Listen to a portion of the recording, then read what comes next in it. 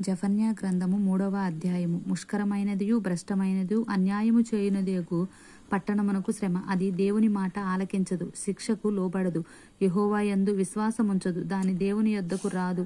దాని మధ్య దాని అధిపతులు గర్జన చేయు సింహములు, దాని న్యాయాధిపతులు రాత్రియందు తిరుగులాడుచు తెల్లవారు వరకు ఎరలో ఏమీయూ మిగులకుండా భక్షించు తోడేళ్లు. దాని ప్రవక్తలు గప్పాలు కొట్టువారు విశ్వాసఘాతకులు. దాని యాజకులు ధర్మశాస్త్రమును నిరాకరించి ప్రతిష్ఠిత వస్తువులను అపవిత్రపరుతురు. అయితే న్యాయము తీర్చు యెహోవా దాని మధ్యనున్నాడు.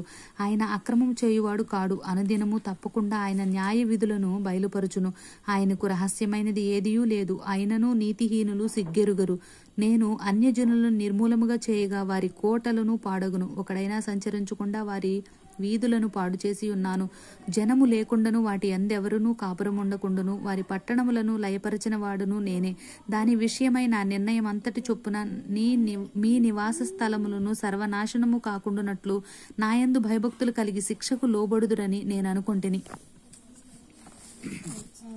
కానీ వారు దుష్క్రియలు చేయుటయందు అత్యాశక్తి గలవారైరి. కాబట్టి యెహోవా సెలవిచ్చు వాక్కు ఏదనగా, నా కొరకు కనిపెట్టుడి, నేను లేచి జ్వరపట్టుకొను దినము కొరకు కనిపెట్టి ఉండుడి.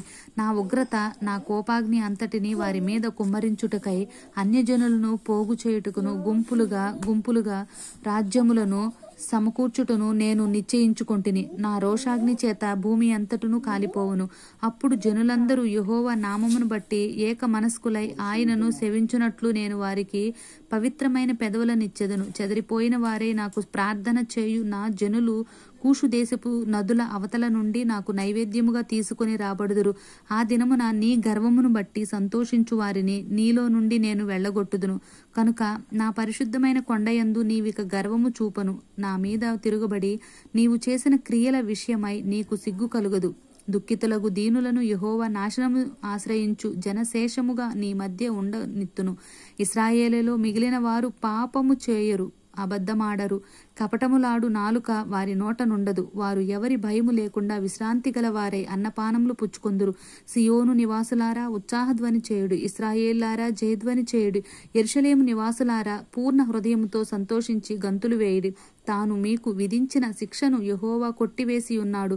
మీ శత్రువులను ఆయన వెళ్ళగొట్టి ఉన్నాడు. ఇశ్రాయేలుకు రాజైన యెహోవా మీ మధ్య ఉన్నాడు.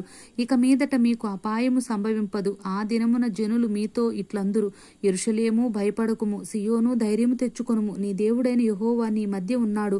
ఆయన శక్తిమంతుడు. ఆయన మిమ్మును రక్షించును. ఆయన బహు ఆనందముతో నీ యందు సంతోషించును. నీ యందు తనకున్న ప్రేమను బట్టి శాంతము వహించి నీ యందు సంతోషము చేత ఆయన హర్షించును. నియామక కాలపు పండుగలకు రాలేక చింతపడు నీ సంబంధులను నేను సమకూర్చెదను. వారు గొప్ప అవమానము పొందినవారు. ఆ కాలమున నిన్ను హింసపెట్టు వారందరినీ నేను శిక్షింతును.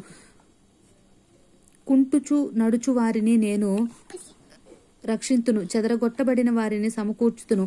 ఏ దేశములలో వారు అవమానము నొందుదురో అక్కడెల్లా నేను వారికి ఖ్యాతిని మంచి పేరును కలుగజేసేదను. ఆ కాలమున మీరు చూచుచుండగా నేను మిమ్మును చెరలో నుండి రప్పించి మిమ్మును సమకూర్చిన తరువాత మిమ్మును నడిపింతును. నిజముగా భూమి మీదనున్న జనులందరి దృష్టికి నేను మీ ఖ్యాతిని మంచి పేరును తెప్పింతును.